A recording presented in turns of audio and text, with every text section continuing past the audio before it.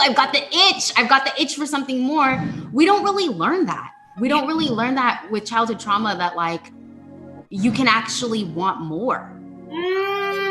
Yes, thank you. Yes, I think it's like what comes to mind is like for me it was like I just want to like be okay. I just want to be neutral. Like if I could just be like neutral, that would be a fucking win. But you guys, like we can have so much more than just okay. Like we can have so much more than just tolerable. And it's like just because you have grown up and you have tolerated a lot of shit and you've put up with a lot of stuff and you're tough doesn't mean you have to keep doing it. Yeah. Right? You just because you've dealt with horrible situations, you've dealt with pain, you've dealt with loss, you've dealt with people who are really difficult, doesn't mean you have to continue to do that. And it doesn't mean you have to settle for people who are just okay because you can now breathe. That's fine, but you can also really surround yourself with people and things and make a life where you are thriving at like 500%. You know what I mean? And that's even better. You know, we don't need to stay in a state of tolerating life. That would just be like, that's not living. It's not living. Yes, exactly. And I think that's where I talk a lot about scarcity versus abundance. And I've learned, like, I think the older that I get, the more that I see that things are a lot simpler than I thought it was. Yeah. Than I thought it was initially, because I feel like I just look at things differently. And so like, I've realized that with trauma, it's like you literally learn scarcity in every area of your life. Like with abandonment wounds, it's like I have to latch on to everybody because there's an idea that there's not enough or there won't be somebody there. Or even with money, like, yes.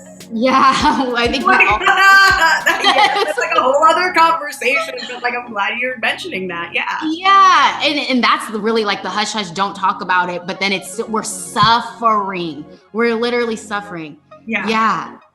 And so it's like all these aspects of scarcity, but it's like stepping into abundance in my eyes is really stepping into desire, which is the thing we didn't get to do or the thing we didn't learn because it was bad for some reason. Like, did you learn that like desiring things, somehow somebody loses when you desire something, somehow something goes wrong, or it's just selfish?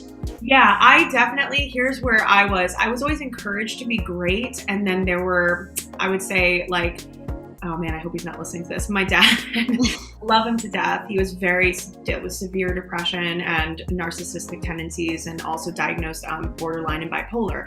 And so what I really learned was like, I actually shined a lot as a child. Like I was a concert pianist and I played in Carnegie Hall when I was 15 years old, and I was playing concerts every year and dancing and singing and doing all these like theater things.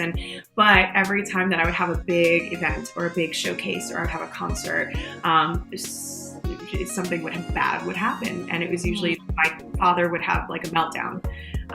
He would make a scene. He'd scream at another parent in the audience over something. He would be like really late because he couldn't find a parking spot. But really what it was is that he was just like, there was a lot of just like had to be about him, I think, or there was something that was, and that's part of the narcissistic stuff, which is like he couldn't really, I think there was some part of him that really couldn't stand that I was shining so brightly. And also I got bullied really severely in school for all of that, getting straight A's and like being a nerd and like loving learning. Like, well, I'm the kid who's like, oh, the teacher. And they were like, oh, gross, And so what I really learned in kind of like the way I responded to trauma was like having things or like having nice things or excelling or being special meant like you were going to be attacked and punished and you should just shut the fuck up kind of a thing.